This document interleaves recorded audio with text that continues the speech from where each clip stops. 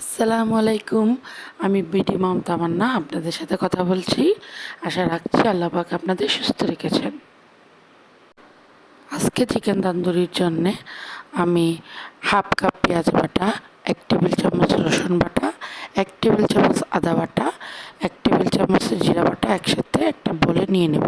তারপর পরিমাণ মতো মরিচের গুঁড়া, ধনিয়া গুঁড়া এবং লবণ, 1 প্যাকেট তান্দুরি মশলা আর সামান্য একটু ফুড কালার দিয়ে মিক্সড করব। আবার টক দই, 1 টেবিল চামচ সয়া সস, 1 টেবিল চামচ ভিনেগার এবং 2 টেবিল চামচ রান্নার রেগুলার তেল, সমস্ত উপকরণ একসাথে ভালোভাবে মিক্সড করে তারপরে আমাদের আগে থেকে ধুয়ে পরিষ্কার করে কেটে রাখা মুরগিটাকে চিড়ে চিড়ে রাখা মুরগিটা দিয়ে খুব ভালোভাবে মিক্সড করে আমরা রেস্টে রেখে দেবো। এটাকে ম্যারিনেট করে রেস্টে রেখে দেবো সর্বনিম্ন 1 ঘন্টা। আবার খুব ভালো রেজাল্টের জন্য আপনারা চাইলে 3 থেকে 4 ঘন্টা ওইটাকে ম্যারিনেট করে রেখে দিতে পারেন। হয় কি, অনেকটা সময় আগে থেকে ম্যারিনেট করে রাখলে মশলাটা একটু ভালোভাবে মাংসের ভিতরে ঢুকে। যাই হোক, কথা বলতে বলতে আমি মাংসটা খুব ভালো করে ম্যারিনেট করে তারপরে মুরগির পাগুলো একটা সুতা দিয়ে খুব ভালো করে পেঁচিয়ে বেঁধে এটাকে একসাথে করে রেখে দিব রেস্টে।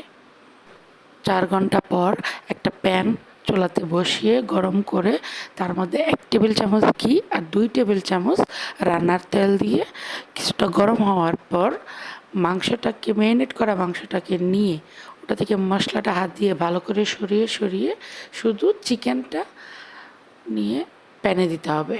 চারপাশে ঘুরিয়ে ঘুরিয়ে ভালোভাবে ফ্রাই করে কুক করে নিতে হবে। আরেকটা প্যানে আগে থেকে সরিয়ে রাখা মশলাগুলো ভালো করে কষিয়ে নিতে হবে এবং কুক হয়ে যাওয়া চিকেনের গায়ে একটু ভালোভাবে লাগিয়ে নিলাম। ব্যাস, খুব সহজেই ঘরে তৈরি হয়ে গেল মজাদার পারফেক্টভাবে চিকেন তান্দুরি, যেটা কিনা খেতে এত মজা যে না খেলে সেটা বোঝানো যাবে না। সবাই খাওয়ার জন্য এত তাড়াহুড়া করছিল যে আমি এটার কাটা ভিডিওটা স্কিপ করে গেলাম। আমি এটা পরোটার সাথে সার্ভ করেছিলাম এবং সকলে মিলে খুব দারুণভাবে মজাভাবে আমি করে খেয়েছি। আপনারাও যদি আমার মতো এরকম সহজভাবে চিকেন তান্দুরি তৈরি করেন তাহলে আমাকে অবশ্যই জানাবেন। এই চিকেন তান্দুরি যে কতবার রান্না করে খাওয়াইয়েছি বাসার সবাইকে, তারপরও বাসার সবার ডিমান্ড যে এই চিকেন তান্দুরিটা আবার করো, আবার করো, আবার করো, যেন ওদের মনই ভরে না।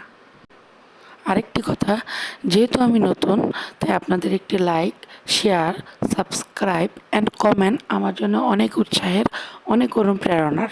আশা রাখছি আপনারা আমার পাশে থাকবেন। Thanks for watching. আল্লাহ হাফেজ।